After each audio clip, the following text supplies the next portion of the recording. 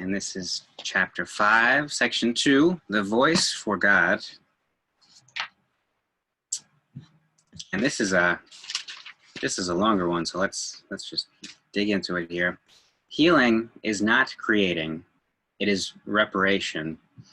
The Holy Spirit promotes healing by looking beyond it to what the children of God were before healing was needed, and will be when they have been healed. This alteration of the time sequence should be quite familiar because it is very similar to the shift in the perception of time that the miracle introduces. The Holy Spirit is the motivation for miracle-mindedness, the decision to heal the separation by letting it go. Your will is still in you because God placed it in your mind. And although you can keep it asleep, you cannot obliterate it. And I think we're all familiar enough with the language here, so I'm just going to read the text as it is here with the pronouns. So God himself keeps your will alive by transmitting it from his mind to yours as long as there is time. The miracle itself is a reflection of this union of will between Father and Son. The Holy Spirit is the Spirit of joy. He, Spirit, is the call to return with which God blessed the minds of his separated sons. This is the vocation of the mind. The mind had no calling until the separation, because before that it had only being, and would not have understood the call to right thinking. And I know Karen likes the capital C call. The Holy Spirit is God's answer, capital A answer, to the separation, the means by which the atonement heals until the whole mind returns to creating. The principle of atonement and the separation began at the same time. When the ego was made, God placed in the mind the call to joy. Again, this call, capital C call. This call is so strong that the ego always dissolves at its sound. That is why you must choose to hear one of two voices within you. One you made yourself, and that is not of God, but the other is given you by God, who asks you only to listen to it. So let's pause here a moment. This is a nice little concept here, or thought, that the third sentence, this call is so strong that the ego always dissolves at its sound. And right before it, we're told that the call, it's the call to joy. So really, any call of joy, at the sound of joy, ego dissolves. At the slightest, at true joy, maybe not, there's surface level, maybe pleasure, we can word it like that. There's surface level pleasure or surface level happiness, and then there's joy. And upon experiencing joy, upon hearing this call to joy, the ego dissolves. So when we feel joy, I'd love if anybody has any examples that once joy is experienced, it's kind of like a forgetting of self, forgetting of the limited self, forgetting of labels, and it's just it's just joy. We're in this timeless space. Well, when I did that podcast with you, and you had asked me a question, when do I feel the most connected, or something like that. And I was talking about sometimes when I'm with my family and we just erupt into laughter. And when we're in that state with each other, there is no me. It's just complete connection. I had an experience. Complete oneness. I had an experience like that this afternoon. Two of my great-grandchildren were here, and their parents too, but I played with the 6-year-old and the 7-year-old. Instead of getting into the adult conversation, and it was just pure joy with those two little kids.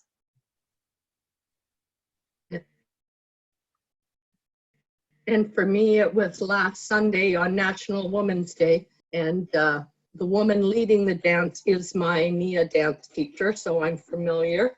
And there was 75 women, I guess, in dancing full out for a whole hour. And the very last song she played, she knew she'd get me. It was I Am Light by Indiana Arie. And I was already the whole time. I was singing and dancing, and I was not self-conscious. I was amazed. There was only 2 women who were standing sort of on the wall off, but even they looked like they were enjoying it. They didn't look judgmental or anything, but they were. And she put that song on, and I just melted and went into bliss, and to the point where later on, after, people were coming up to me and said, wow, like I wrote down the song, and they said, you know that song, you were like totally into it. But there was no separation that was pure joy. There was no thought, no ego, no separation between myself and the other bodies in the room. It was a great day last Sunday. The whole thing rocked, but that was a very special moment. Music can do that, hey? My birthday was yesterday, and I had a call from my daughter-in-law with my 2 granddaughters, and my granddaughters called out to me because I haven't seen them. They live a distance away. And I heard, Grammy, we love you. When can you share time with us? What they say? Come and visit or play with us, whatever. And I thought, all right, that's joy. That's all. Give me a touch of that, and that just fills my heart. And so if anybody asks joy, that sings to me. And today I have, this is Lancer. I have Lancer and Marlo. He'll probably show up in a moment, but I just had to show you how and these guys give me joy.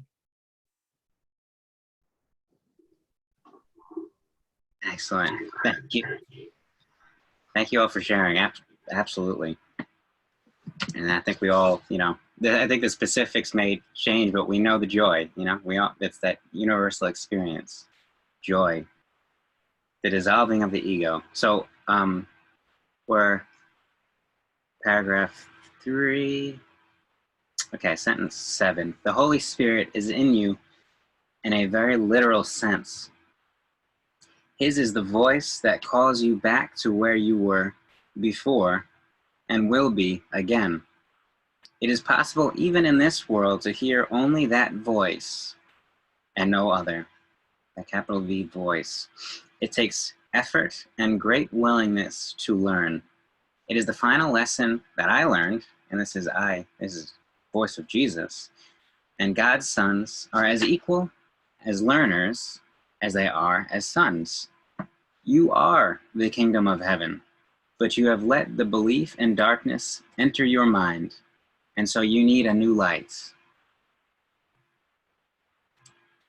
And today's lesson, nicely enough, if we start in the new year, is the light has come. So the light has come. The Holy Spirit is the radiance that you must let banish the idea of darkness. His is the glory before which dissociation falls away, and the kingdom of heaven breaks through into its own. Before the separation, you did not need guidance. You knew as you will know again, but as you do not know now. God does not guide because he can share only perfect knowledge. Guidance is evaluative because it implies there is a right way and also a wrong way, one to be chosen and the other to be avoided. By choosing one, you give up the other. The choice for the Holy Spirit is the choice for God. God is not in you in a literal sense. You are part of him. When you chose to leave him, he gave you a voice to speak for him because he could no longer share his knowledge with you without hindrance. Direct communication was broken because you had made another voice. And I know this is one of the quotes that was chosen by Karen today. So I'm sure she has some, I'm sure you have some words to extend upon this one. Well, I just found it so clear and so fascinating and inspiring to just admit that when in ego, there's not direct communication. Call it as it is, say it like it is, and to not pretend like in any kind of spiritual what have you, that communication is happening. But at the same time, to know that it's not the end of the world, because the Holy Spirit, or I like the term, the universal inspiration, was given at the same time we chose to dissociate. And so we can still have the communication. It's just not direct to God from this ego split mind state. Yes, and then the ego, well, the ego thinks it's communication, but it's really a break in communication.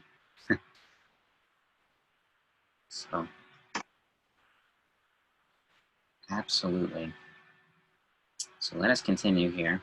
The Holy Spirit calls you both to remember and to forget.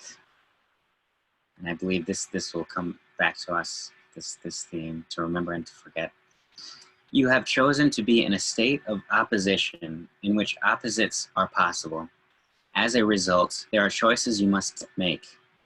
In the holy state, the will is free, so that its creative power is unlimited and choice is meaningless.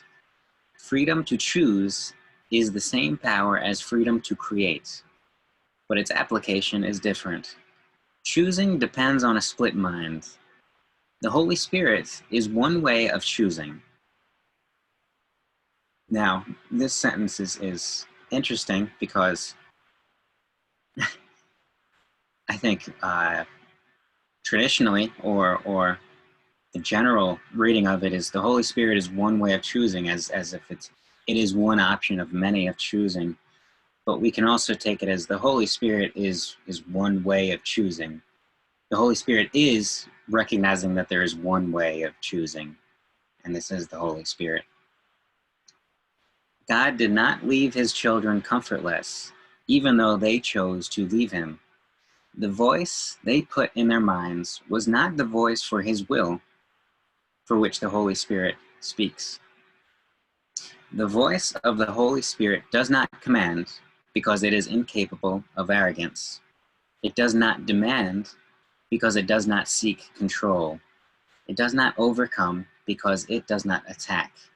It merely reminds. Reminds.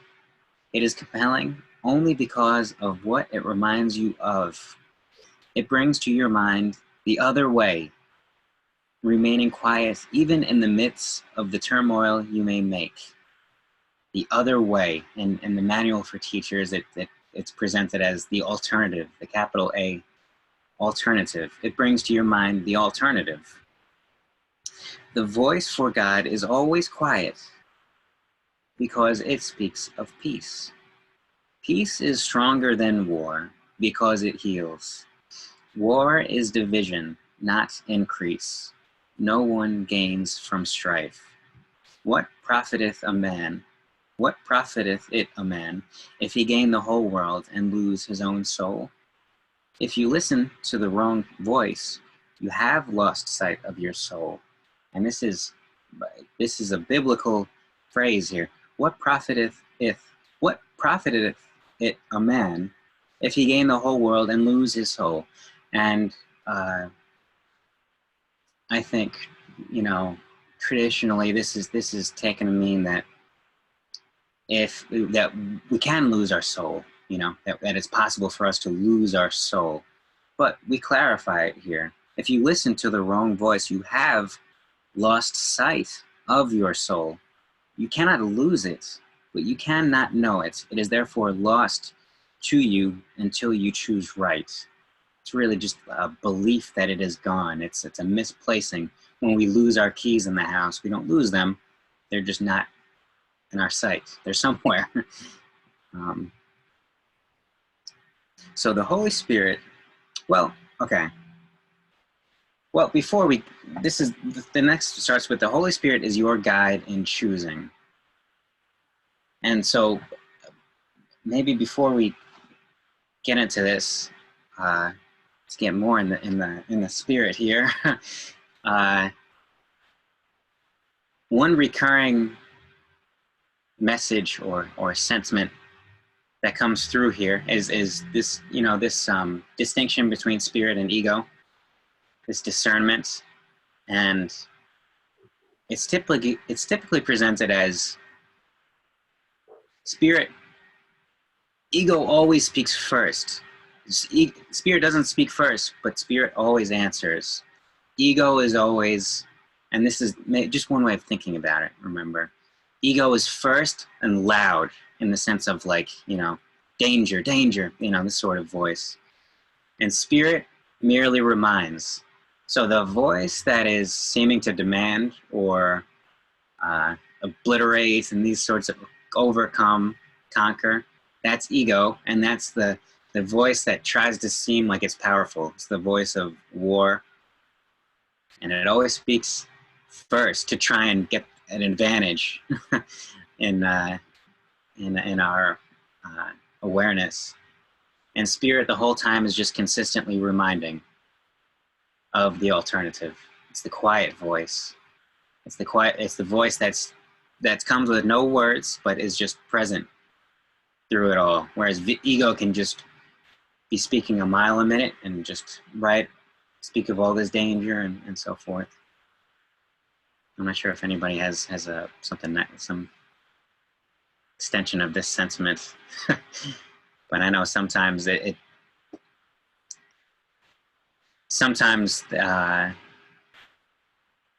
is helpful to. Well, I think we all understand that it's in this quiet space that spirit is able to, that we're in tune with spirit and not just reacting. We're not just.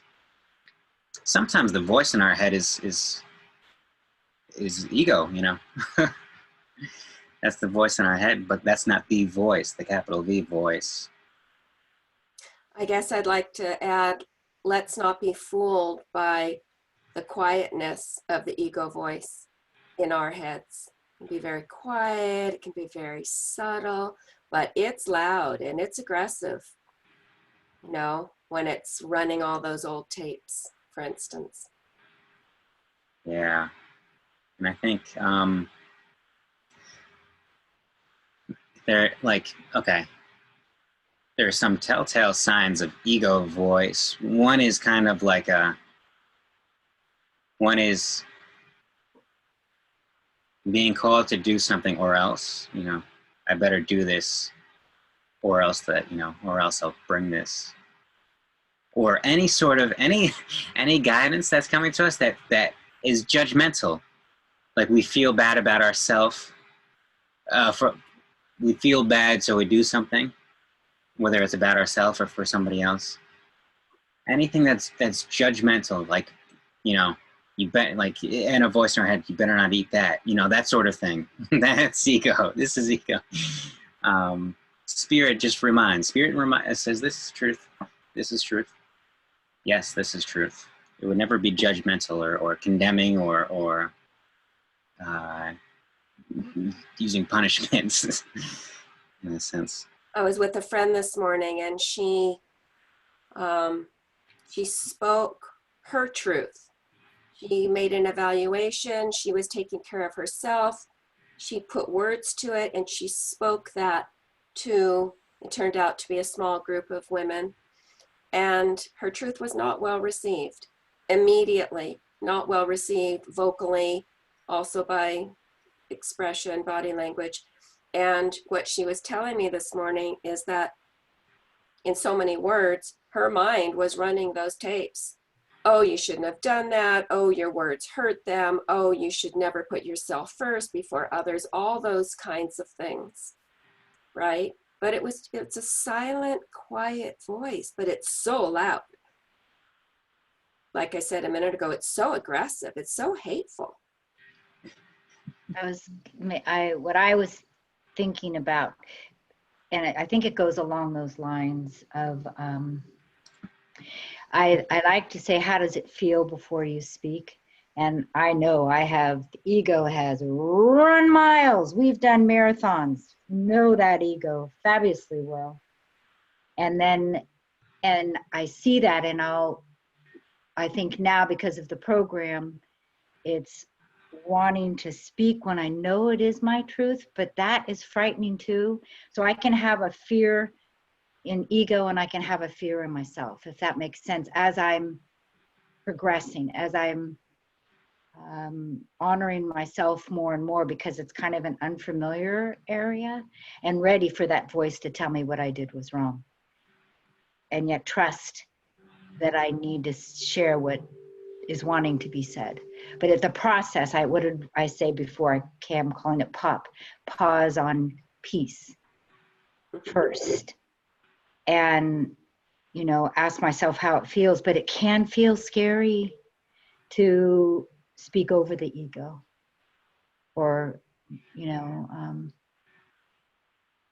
share what you honestly are feeling. You're frightened, but you're not saying it because you're frightened. You're sharing it, and because you're sharing from that place can feel frightening, but it's not the ego talking, if that makes any sense. For me anyway. Yeah, right. It seems like how you're sharing is as you're sharing something, the ego is still chattering in mind, saying, "Oh, you better not share this," Right. But I'm gonna now. I'm saying, okay, ego, you taught me a lot. I am now gonna take my heart and soul and use that muscle of the ego, but in a life-saving way, or in a life-supporting way for myself. You know what I'm saying? And then you guys have to help me when I start to trip and fall and go, oh God, they don't get me, or I shouldn't have said what I said, or how I said it, or misunderstood. But yeah, I'm taking some skills, I think, from the ego and applying it for myself. Well, what I'd like you to know, Kathy, is that you are heard clearly. I think you don't need to doubt that. I mean, I can't tell you what to doubt. You know what I mean. Yeah, thank you. The filter that is so freaking thick is gonna want to go deeper and go, okay, what did I say that you heard that I said wrong? But I am needing what I heard you say is, I'm not sure if that made any sense. And I just want to let you know that I can't remember a time when you spoke and it didn't make sense to me. I just want you to know that I hear you clearly. Okay. Not just that, but I find you absolutely hilarious. I love that. That's wonderful. Need more of that. But you always make me laugh. So there you have it. I used to think that there were many voices in my head. And through this study, I've come to just decide that there are only two. There's the voice for God, as is the name of this section, and then there's the other voice. Which, it's like a chameleon. It can sound a lot of different ways, but it's just the other voice. I think for me, it's the course and this group. As I say, I celebrated my birthday. There's more time that I've ridden in the saddle of a voice that necessarily isn't supportive. And so it's a new saddle. It's and so it just has to be, I got to wear it in. And it's the trusting, really trusting. What did it say? The kindness in the words. It can make me cry right now, but it's just, I embrace hearing, those words, if I can hear them through the filter, through God's filter and not the ego's filter. I guess that's what it is. believe it. Where is it here, Tim, where it says it says, it's not easy. It says it's, Oh, it requires dedication and oh, here, paragraph 310. It takes effort and great willingness to learn. So you're right up to speed, Kathy. It takes effort and great willingness to learn, and it begins with that little willingness, doesn't it? Yeah. Interesting. I have a couple little star marks and highlights on that. I had turned the page from before, I guess. Takes me a few times to reread these things, and that's where the support through this fabulous group, that's the gift and the benefit, is to reflect it back and forth. Absolutely. Well, yeah. I just want to tell you, Kathy, that I have no problem tripping and falling. And Karen, you were talking about two voices. That's just fine with me. I wanted to go somewhere. And, they'd closed off this gathering because it was over 250 people. And there were these 5 young men standing around and telling me something or other, And then they were all laughing and saying, well, there's no one here. So I said, well, you're here and I'm here. So there we were, all tripping and falling over each other. And I was thinking, that's just fine. If I was a little closer to them, I would have given them a few good kicks. Oh. And I don't care which voice is speaking, but I enjoyed that one.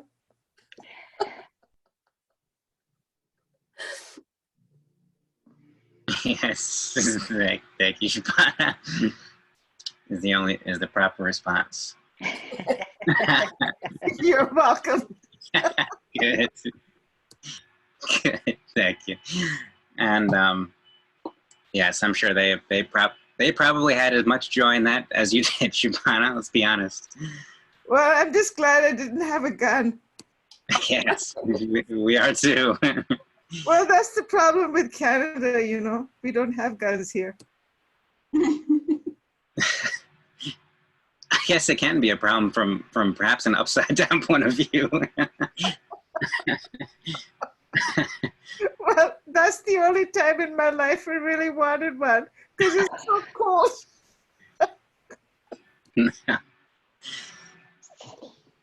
Shabana brings the dark humor to the group.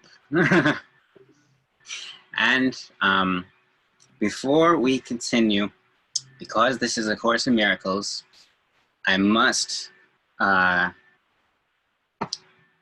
perhaps suggest an alternative framing, Kathy, of you had your sentiment of using the ego's skills into spirit. Now, A Course in Miracles would say that ego has no skills, and that what you're really doing is just shifting your willingness from ego to spirit.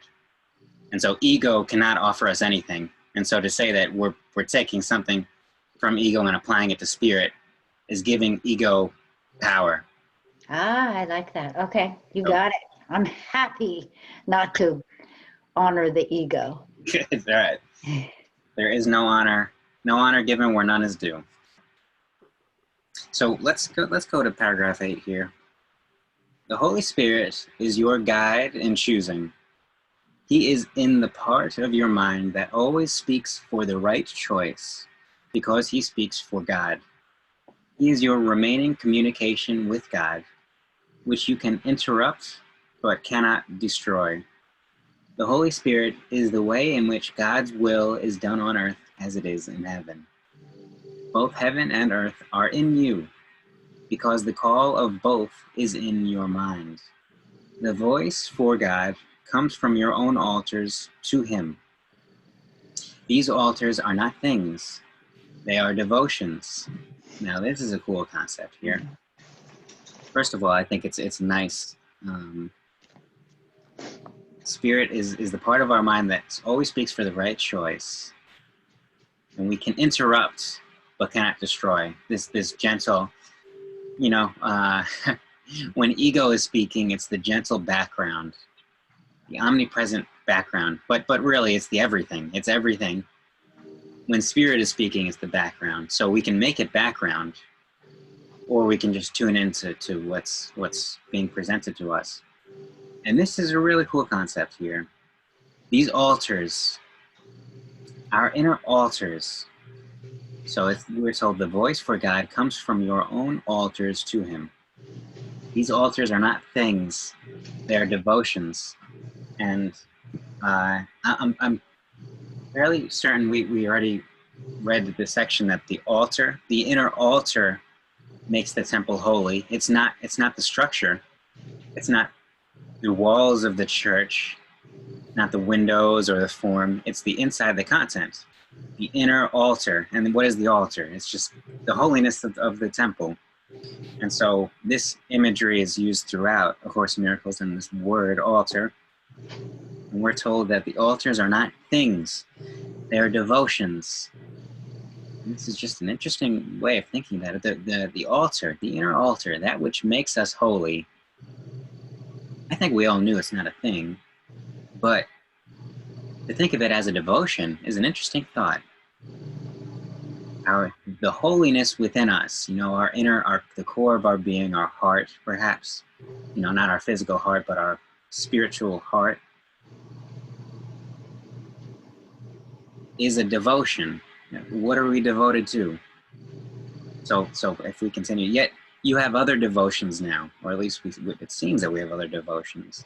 Your divided devotion has given you the two voices, and you must choose at which altar you want to serve. The call you answer now is an evaluation because it is a decision. The decision is very simple. It is made on the basis of which call is worth more to you. And later on in the text, which call is worth more to you, which altars are we serving, we're given this metaphor, this maybe analogy, or just a way of thinking is that ego and spirit, just as we're told that they're the two altars right now, we have two devotions. It's spirit or ego. A bit later in the text, we're presented, and my internet connection is in and out, so tell me if I'm freezing here. Back. You're back. Am I freezing? Is back. anybody here? You're fine. You're back. Hello. You're good. Can you hear us, Tim? Hello, hello? Can you hear us? Let's see here. We hear you. Let me send him a chat. Internet. You froze again. We hear you. Okay. We heard you the whole time. Oh, okay. Good. So, all right. I'll just continue. If I freeze, Karen, you have to holler something. Yeah, Whoa. I did. Because all the images were frozen. So these are devotions. These inner altars are devotions, and a nice image that's given later on is this image of a picture frame or a picture. That if we think of the two, the ego and spirit, as pictures that we would frame. Now, in the ego's picture with picture frame, this combination, the frame is studded with gems and huge, massive. It's bigger than the picture. There's all sorts of shiny things and reflectors and lights that are blinking, feathers and gold and all sorts of, and the frame is, that's all we see when we look at this, is the frame. The spirit is the image, lightly framed, but we see the image. We see the image. When we look at the ego's image, we don't see the image, we see the frame. And if we take away the frame, we see that there is no image. There's nothing there. It's just empty. It's just a frame. So this is also, the spirit is lightly framed, but when we look in the image, we see that it's not an image, but a reality. We see that as just truth. It's beauty. It is beauty. And so the frame just disappears into our very existence. So it's these two choices, these two altars. What are we choosing to serve? The picture frame, the form, you know, all the numbers and the quantities and all of these things and the physicality, or are we choosing the content? So these are the two devotions. Another way of thinking about them. This sentence, yet you have other devotions now, reminded me of an earlier reading on treasure. What are the things that we treasure, right? Because we can be devoted to our treasures. We can be devoted to that picture frame. Absolutely. Well, yeah, we are devoted to our treasure. We're devoted to our treasure. So it's good to take a peek and see what we treasure. Well, I'm pretty devoted to my picture frame, and I enjoyed hurling it at those guys. Which you just did do in your mind. Pardon? You just did hurl it at them in your mind, didn't you? Well, yeah. In your imagination. Well, you know, with what I said to them, like, you're here, I'm here, you know. Like, that's a nice way of saying P.O., you know. We know. We know the other.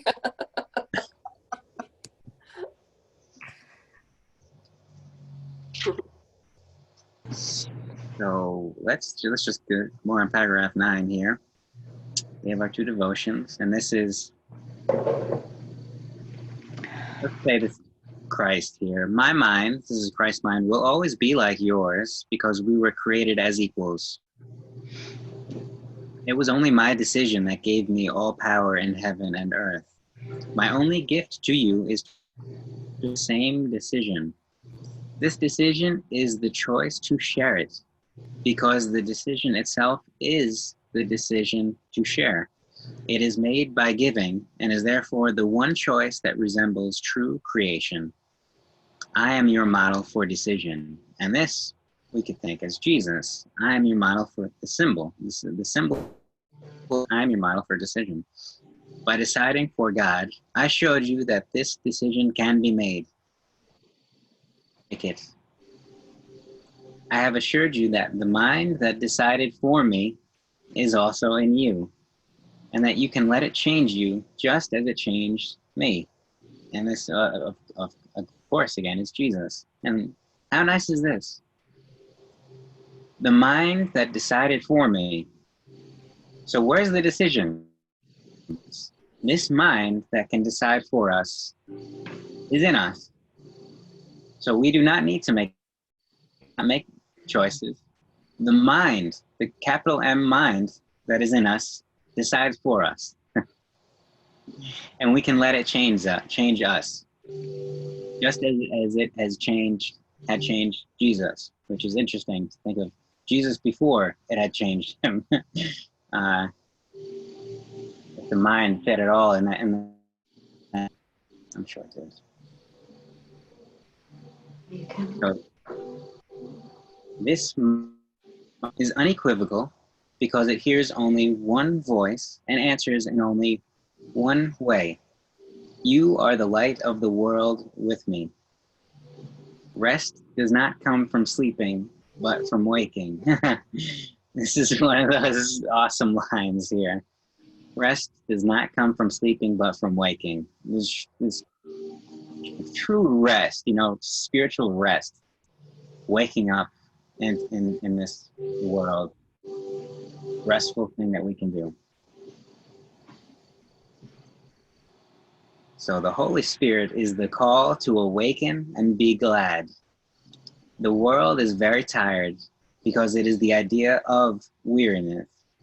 Our task is the joyous one of waking it to the call for God, capital C call.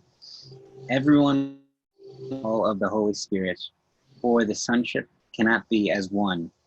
What better vocation could there be? Kingdom. than to restore it to the perfect integration that can make it whole. Hear only this through the Holy Spirit within you, and teach your brothers to listen as I am teaching you. When you are tempted by the wrong voice, call on me to remind you how to heal by sharing my decision and making it stronger. As we share this goal, we increase its power to attract the whole sonship and to bring it back into the oneness it's created.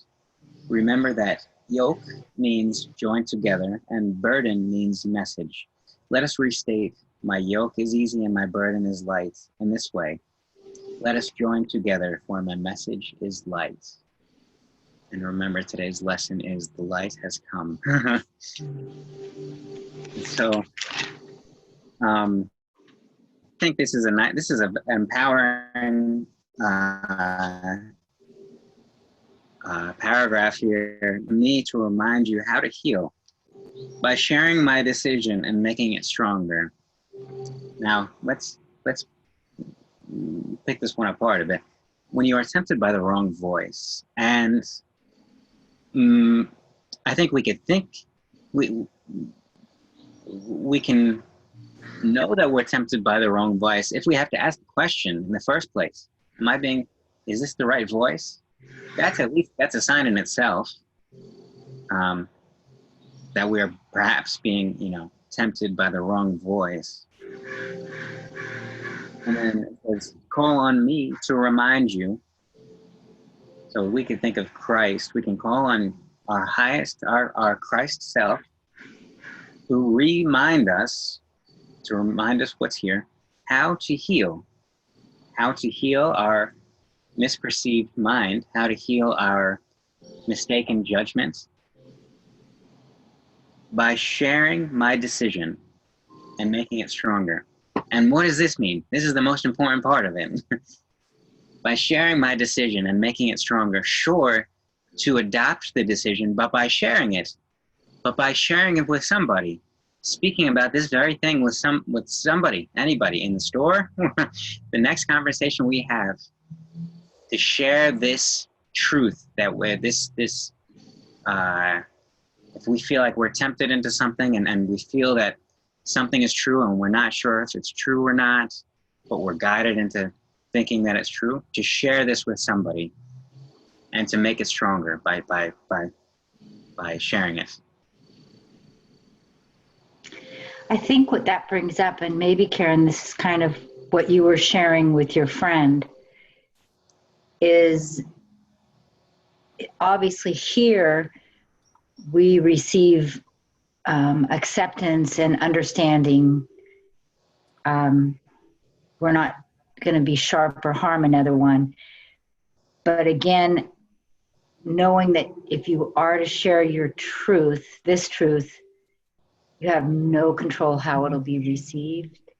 And if they aren't ready to hear that truth, again, maybe it's that getting, nailed to the cross. But there's a chance that there will be those. It's not, you have to be wanted. You have, if they are open to hear the share, obviously is critical.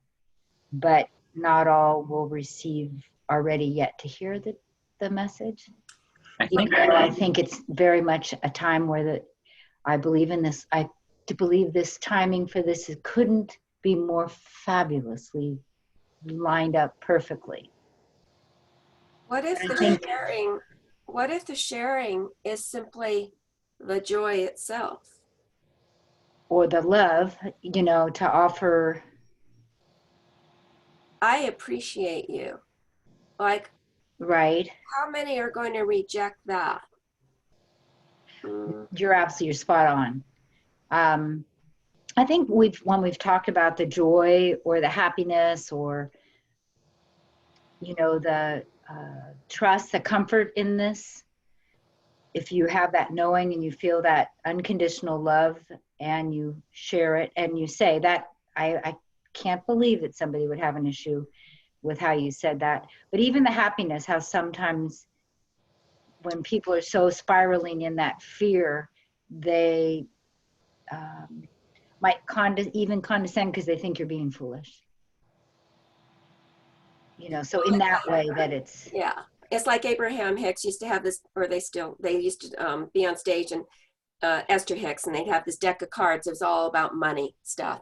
And, she was saying, you wouldn't want to give this card that says you have all the abundance and money in the world to somebody who's drowning in debt in that moment. It's not going to be well received. right, So I think that's what you're saying. There are certain words for sure that are not going to be well received.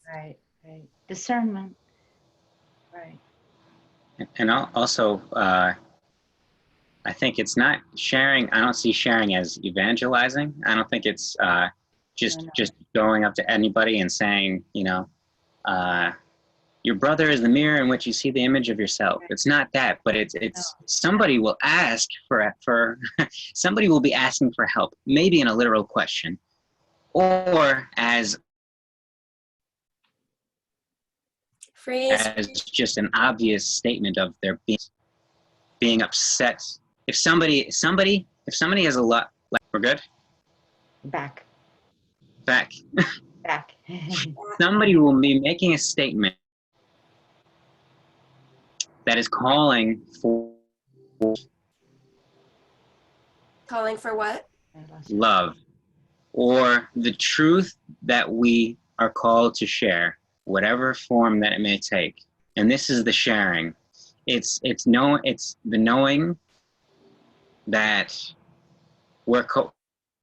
something is building within us, and we think it, and we have this suspicion that it's true, and put right in an opportunity to share it with somebody, and we share it. It's not just, and it's not. Again, I now see it's not just any old buddy. It's just the next opportunity where it's applicable is share this. Somebody is sad because they're missing somebody, and we had just been thinking about this very thing, and something that helps share it. Boom, and it makes it stronger in our own perspective. I think right now with all the fear that's going around, see, I see fear as more wounding than a virus, but and I trust that we're going to be okay or not. I mean, if I'm going, I'm going, but I believe that I see gifts in where we're at right now with what's going on. I see it loaded with gifts, and there may be a lot of resistance. There's more less trust in that or whatever, but I will hold that. I believe it in my heart, whatever it is, wherever we're headed. My faith is growing more and more because of what's going on. You know what you just did? What did I just do? You healed by sharing the decision and making it stronger. I love you guys. I need to be here every day, all the time, okay? But you did. You did. You made my sentiments about that, which I shared with my friend this morning. We shared with each other because we were in agreement. But hearing you speak it made that stronger for me and in me, for sure. So that's a way, right? That was the opportunity that you seized. Without thinking about it, it just kind of rose up and came out of you, right? But that is the sharing right there. That's how elegant and kind of effortless it can be. And immediate.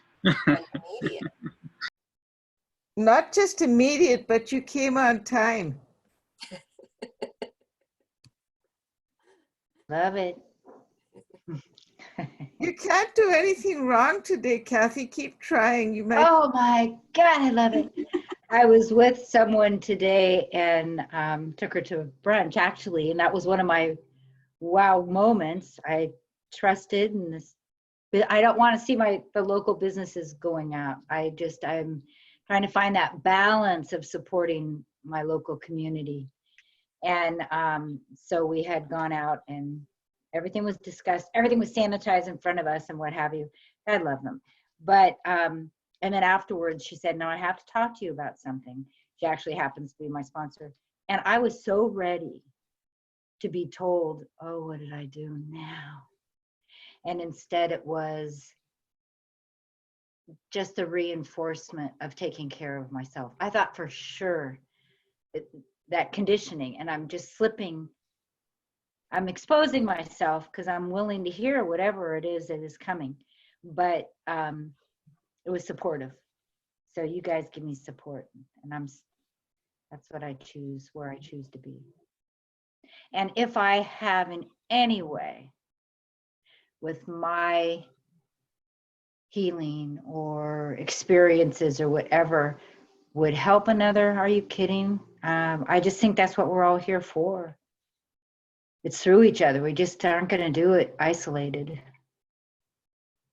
Well, you're pretty good for those little animals, aren't you? I know, they are precious. They're mom and pops. It's going to be interesting because of this, everything that's going on.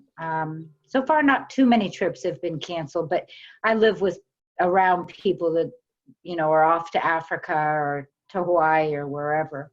So if their trips get canceled, I'm finding they're going somewhere else, whether it's Tahoe or somewhere. So I'm getting a ton of these little kids. So they keep me company. I love them. They're great. And they do give me a little of the green stuff too. So that's great as well. That helps to circulate, right? I think you're just wonderful. Oh, I think you are wonderful. You are adorable. And I love your smile. So Karen, was it community? Where did we all meet way back when Shabana and I first met you? It was a couple of years ago. Was it our prayer circle? Community Heart Circle. That's what it was. And Karen, you were with us, weren't you? No? Okay. Do you know who that was, Shabana? Because it was through Humanity's Team. Yes, Yeah. that was Penny and Cheryl. Okay. Now I'm going to quote you, Karen. 2 years ago, I'd never even heard of Humanity's Team. No way. Yeah, way. Ah, okay. Yeah. What's the quote, Shabana? Can't wait. I appreciate you. Oh, I appreciate you, Shabana. Thank you. Come on, Karen, you know the right response. Thank you, Shabana. Thank you. I do. I know it. And you too, Kathy, and you too, Tim and Jean. I appreciate you, and Teresa. All right.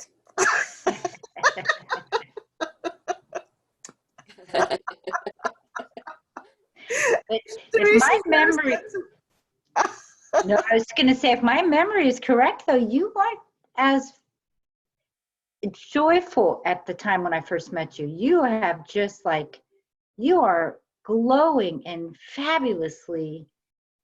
I'm following you.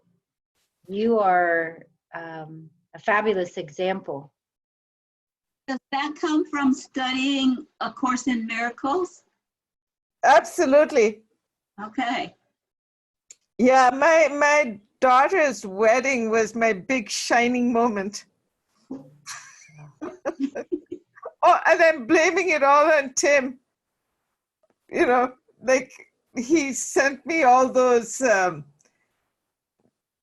quotes from A Course in Miracles, and I was toning my brains out. So that helped. So just hang in there, Kathy. Keep coming on time. Well, I remember you giving me the looks way back then, and I think you stared at thinking, oh man, we need help here. You just stared at me.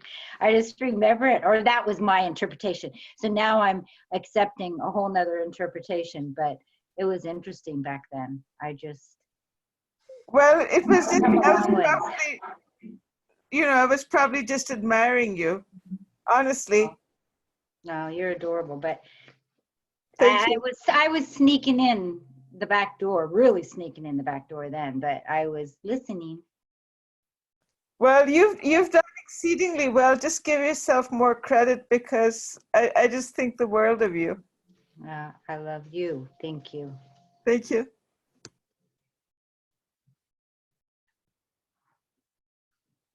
And I saw you, Teresa. I saw you go off mute a little while back. Did you have something to share? I know you probably did at one point. Yes. What's it? Something that Kathy was saying. Just about the present times too, and what the message I've been giving my children is look for the angels, because there's so much negative news. So look for the angels, and then you start finding beautiful things of what other people are doing to help other people. And that's the opportunity this presents us to really step up. And I was so moved just watching all the people from Italy singing out on their balconies. That was just, and all the instruments, and they're leaning out of their windows, and I brought tears to my eyes. It is beautiful. And you were, I think we caught most of what you said, Teresa, but you were cutting in and out. I think you were saying to call on angels in the beginning. Well, to look for the angels, Look for the angels. because when things get tough, there is, we focus on the negative and what's happening. There's so many people that do rise up, and so many people who do step forward. And they're not on the news, they're in the shadows, and shadows of light. We're shadows, there's no darkness, but they're there, and there's lots of little pods of light and wonderful things happening where people are stepping up. And it's only when things get tough that we really get to see who we really are and get to fill up your appreciation. Absolutely. Yeah. No matter what's going on, we have these these wonderful helpers and helpings going on. So it's it is. I mean, it is a beautiful thing to watch. You brought up the Italy people singing in the streets, and they had the jet planes come and paint the Italian flag in the air. So we're all uniting behind this, which is really nice, Yeah, it's just pulling back, right? Like if we pull back and look at the big picture, take the fear out of it. And yeah, there's a lot of very interesting. This is going to be a very interesting year. I was excited, and this is not for. It's going to be an interesting year. It's very pivotal. And it may help, Teresa. It's very garbled when you're speaking, and maybe I don't know if turning off a video would help. But anyway, let's see. You said shaping up to be an interesting year, I think, right? Yeah, good. Yeah. Well, let's see. I mean, maybe this is the time that we realize we don't need a virus to unite behind something. It could be the oneness virus, the oneness bug. What do we call it? Oneness. We don't need it to be a virus. The wake up bug. Yeah, the wake up. The wake up, or the rise and shine bug, or sting ya bug, or what piercing bug, whatever it wants to be to say wake up. What matters? And not just toilet paper.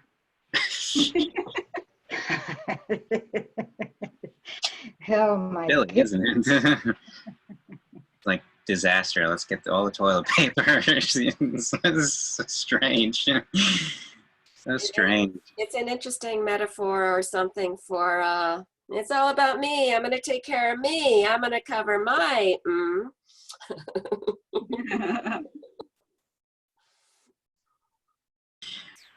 Yeah. You're very, very funny, Karen. Thank you, Shabana. You're welcome.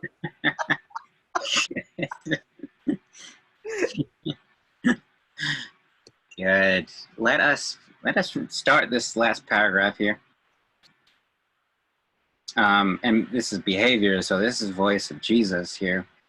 I have enjoined you to behave as I behaved, but we must respond to the same mind to do this.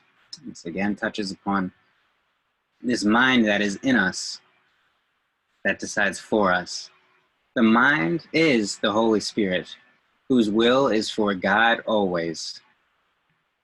He teaches you how to keep me as the model for your thought and to behave like me as a result. The power of our joint motivation is beyond belief, but not beyond accomplishment. What we can accomplish together has no limits because the call for God is the call to the unlimited. Child of God, my message is for you to hear and give away as you answer the Holy Spirit within you. To hear and give away as they answer the Holy Spirit, as you answer the Holy Spirit within you. Really, in order to hear, we must give away, we must share. So, you about to say something, Karen? I was. So what was I going to say? Something about voices. I know that in previous study groups, I said something about how can you discern the voice? Like, how do you know? And the little exercise we did earlier today about sharing our experiences of joy, that we never ask, oh, was that joy? Not sure. Was that joy? And we never do. And so if we ever ask the question, then it's probably not the Holy Spirit. It's not the mind of God. And that really makes it easy for me. It's one or the other. And the one is very easy to know. Yes, and this gets back to the previous paragraph when it says, when you are tempted to listen to the wrong voice. And that's phrasing it in such a way that, is this the voice? It's asking the question. And so, yeah, right aligned with what you're saying.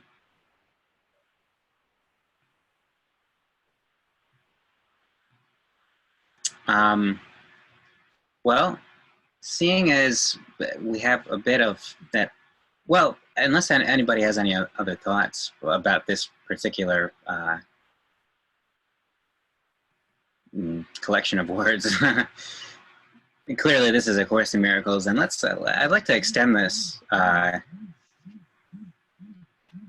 Clearly we have something that's novel that's going on right now. I've never experienced anything like this, where people rushing to stores in a panic and in a fear and buying a lot of things, stocking up and taking everything out. And I think it's perfectly applicable. It's perfectly in time. It's our time to discuss what A Course in Miracles says about this, because there tends to be this, there is the potential, like any tool, like you can use a hammer to knock down a wall. It doesn't mean that the hammer is built to knock down the wall. It just means that was how it was used. A Course in Miracles can be used like it's as a tool, and it can be misused. So there's sometimes this thoughts, this sentiment that's expressed that A Course in Miracles is removed from reality, that its response to something like this is that it's not happening. I deny it, and therefore it doesn't exist. But that's not really what A Course in Miracles says. That's not what it's teaching us. It's far different. There's no denial in what's going on. It's a shift in perspective of how to see what's going on. So I'm hoping we can all maybe, I'm sure we all have some thoughts as to how A Course in Miracles can help us better understand, better integrate ourselves with these changes that are happening right now. For me, right off the bat, what I find with A Course in Miracles and what is going on, outside there is a way of shrinking, going back into that protective shield. And the Course of Miracles is keeping my heart and soul open. Again, I think it's like when I was looking at the book and I noticed how it had been marked, and I had made marks on those pages. Well, here I am reading it again, right? I didn't get it the first time. I think I get layers. I think this is my third time around, but not in a group setting like this, which I think number one is confirmation for me, how critical it is to have others to share, to go through the program and the course. So number one. Number two, it is layers. There's layers and layers of life that I'm peeling away each time I open the book. The first book fell in my hands. It was really fascinating. And then that book fell apart. I don't know what that was all about. I had gone through it a couple times and then had fallen apart. But I believe there's so much here that I've known, and I feel now is the time. All the life experiences that I have had, and then more time and focus with this course and sharing with you, is perfectly placed. And I feel it. I just feel it. Now more than ever, do we need one another? And even those that aren't aware of that or what have you, but now is a wonderful time to really actually exercise what we're learning. Yeah. I think all those who rush to the stores and buy all the toilet paper, I think, well, they must need it worse than I do. I can think of another thing to use or something like that. Mm-hmm. No, I think there's a lot to that. I think it's, to me, okay, true confession, everybody tell us how many rolls of toilet paper did you buy? But I was just with someone today and she had to confess. She said she bought one and then she said, I did go back and I did buy another one. But there was someone in line that had 16. I mean, I'm not kidding. This toilet paper thing is really symbolizing a lot of what's going on, I think. So now we have to have true confessions. Well, how many rolls of toilet paper did you buy? And then we can we can measure, where you are in trust, right? I had to go through and figure how much we use per week. And I realized, oh, we've got enough for 2 or 3 months on hand already. I know it's a silly thing, but I really think it does say a lot. I really do. There's something about it. It says something. I worked in a clinic in the Palo Alto area years ago, and I think there was a paper shortage. And I remember the toilet paper was the first thing. And I remember at the clinic, people would come and steal the toilet paper. We had to start watching how we put them out in the bathrooms in the clinic. And I just thought, wow, I've been here before. And I remember someone wise person from another generation said, well, we used the Sears Roebuck catalog way back when we didn't have that. Mm-hmm. And I thought, creativity, I love the wise ones. Well, let's get creative. But there is another solution, right? But I don't think our toilets today would like the. No, you're right. And I don't think they were the same. I think they were something that sat outside with a hole cut out in the seat. But yeah, no, interesting. So anyway, how many times I'm gonna be reading the book for life, but I do believe that now is a fabulous time, a wonderful opportunity for me. Agreed. And thank you for sharing, Kathy. And Jane. I think also it's interesting when we're sharing, it's kind of like bringing other things to mind. This sharing is very powerful. But how we're framing it, it's kind of like I go I go in the store today and just packed, and everyone stocking up. And as you're sharing, Kathy, made me realize that I'm joyful in the store. All of what's going on is it's joyful for me to experience, not because of what's going on, because I choose to be joyful in any experience. So going to the store and it's just a new thing going on, and it's, oh, everyone's freaking out, and this is kind of fun, but it's always fun regardless of the circumstance. So it's kind of, no matter what is going on, the tools in this text show us the value of being joyful and joyful here. And observation. I think the Course really, I observed in my life, in my upbringing, for life survival skills. Now, because of the Course, it's observing of where I don't want to go, maybe would I say, or it's not judging it, but just sitting back with more of a wow, and not where I have to react. It's more of that response. It's showing us that we have the power to solve any question, anything that arises. We have the power to do that. I love that, Jane. You just gave me chills. I do too. I do too. I'm chilling, you guys. You know what that means, so it's a good thing. Well, I think it's what Tim just said that Karen would love. It's paragraph 2, sentence 2. He is the call, capital C, to return, with which God blessed the minds of his separated sons. See, the Holy Spirit is the spirit of joy.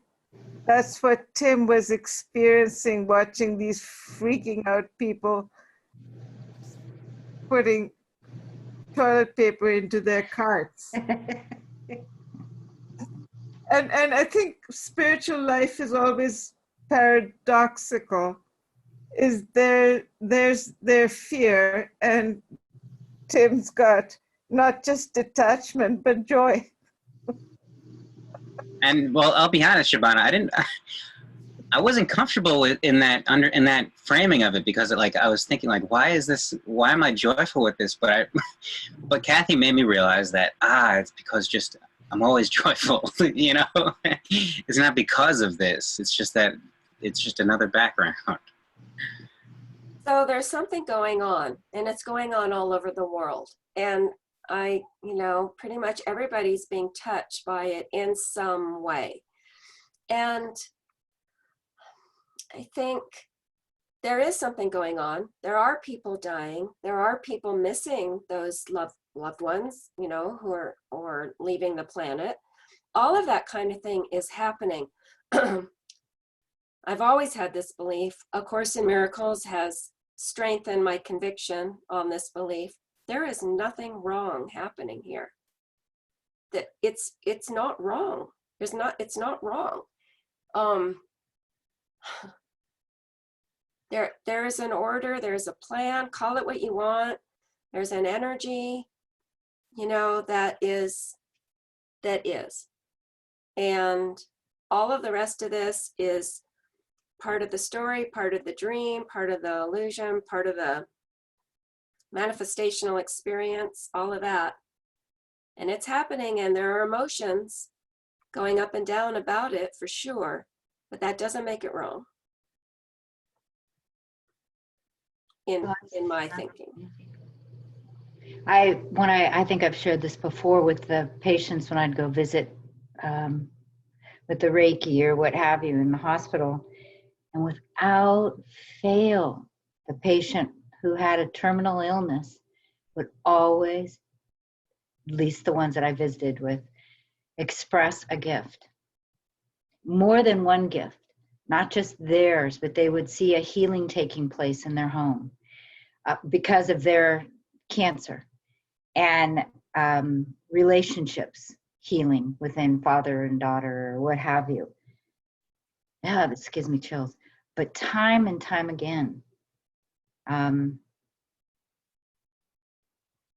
just think the wake up, there's always that wake up call. Which do you choose? There's something here for you.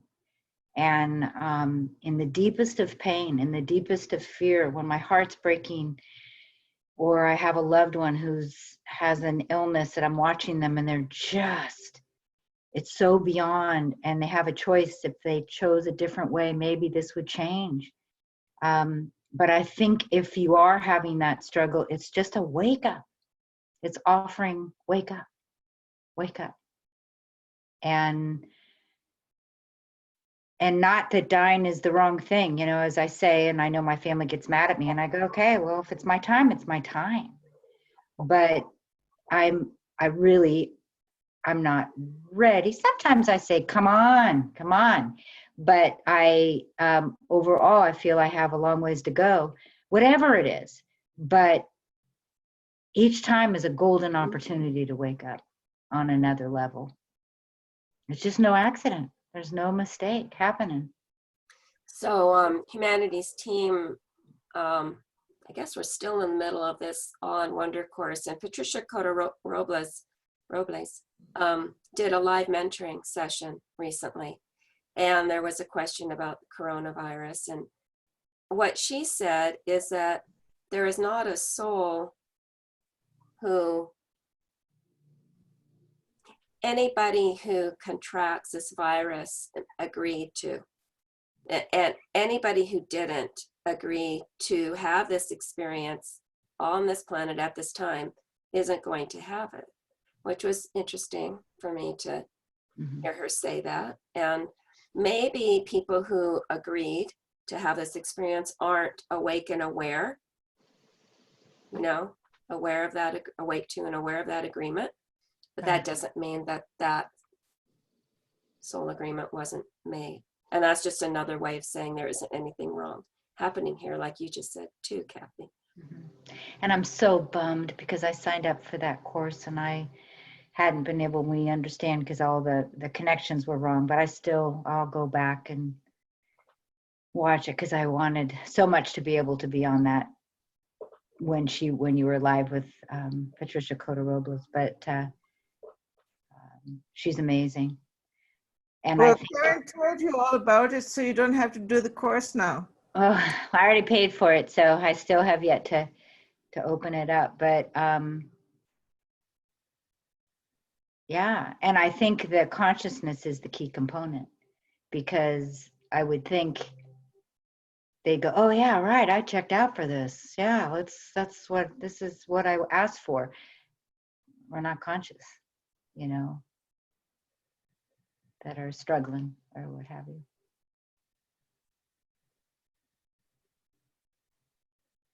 So if we went to verse 10, sentence 3, I think it's perfect. You are the light of the world with me. Rest does not come from sleeping, but from waking. And if this is waking us up, and if the worst first world problem we had is we created scarcity from toilet paper, we got off pretty easy. And it's rest for our souls, as you've shared, Teresa. Rest, you know, everything is canceled. The flight is canceled, Karen. Everything is canceled. So guess what? Time to rest. Time to rest. And share your excess toilet paper with your neighbors. Ooh. That is beautiful, So Teresa. beautiful. Be here now. All the light coming in, we need rest, right? Patricia was thinking about the wonder and awe, and I've been following her blog and all that. And we need rest because there's so much light flooding the world right now. As chaotic as it looks, it's all coordinated. I feel good. Absolutely. Thank you for spreading that, Teresa. And Patricia Cotarobos is amazing. Welcome, She doesn't Savannah. budge. Patricia just stays, whoa. She's like an amazing body of energy. It's amazing, for me anyway, how she communicates. You get it, you feel it. It's just fluid. Yeah, she stays in that authority, you know. Oh, She stays firm in this space. She has a commanding authority in her communications. Absolutely. She's And I- got a vlog number 152 about breathing God's pure oxygen. You've seen that? Yeah. I've been doing it several times a day for the last week. Yeah. It's powerful. It's, And I have, it's and when- amazing that opening that in the And when you're in her presence, talk about chilling. That's all you do. Just sit and listen to her. Close your eyes and just be there and listen to her. And your body is just like on fire. I mean, and everybody feels it. It's like we all melt in together. It's amazing. Have you seen her in person, Kathy? Yeah, she travels everywhere, does these free seminars. And this is where I want her, and I want Humanity's team to drop back here. And because I feel this world, this tech world, and where so much is going on is where I want everything to land, because it could just be highly powerful. But she comes to, I think she's going to be in Marin the next time, but she's been in Palo Alto, San Jose, San Mateo, San Francisco, Marin area, all around this area. Yeah, once a year though is all. But yeah. And one thing that I've been thinking in this whole debacle unfolding is, I think the importance of groups like this. I consider this extended family, and I think you know, I just get the feeling, I just get the hunch that there are so many families where it's just really, you know, a mother and father, and they're just making the best choice that they have, and they have no other, there's no one else that's framing the choices. It's just these two perspectives that are trying to figure it out, you know? But how can we figure it out, especially coming from, if we don't understand these of course, you know, if we don't understand the concepts here, how can we know? Of course, we'd fall into panic and hysteria and buy all the toilet paper if you're not familiar. And so I just think that it's really ripe. It's time.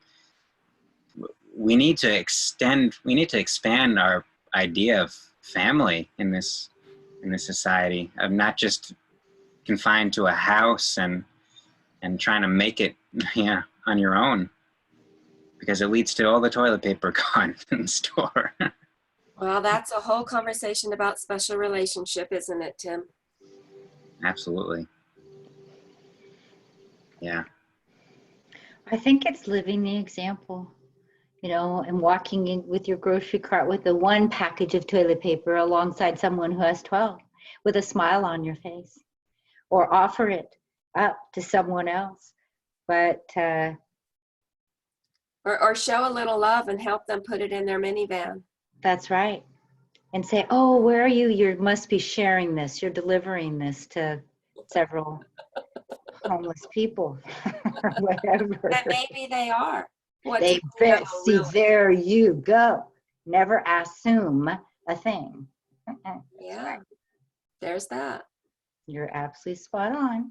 I hadn't thought of that myself until that just came out. I'm glad the two of you aren't funny. You're the funny one. That was really good, Karen and Kathy. I love it. Karen? Lovely way to end. Thank you, Shabana. Thank you, Karen. Thank you, Kathy. Oh, you are welcome. All right, thank you. That's right. Thank you. With a big T. A big Y. That's right. I'll thank you all too, all of you. Thank you. Yeah. And we thank you, Jane, and Tim, and Teresa. Yes, thank you, Teresa. Well, Time to go. yeah, that's right. Thank you for the last word, I Jane. get tired after an hour sitting in a chair. Well, you give us a half hour more, so thank you, Jane. We'll see you all next week. Okay. Bye. Thank you all. Love you all. God Love bless. you too. Yeah.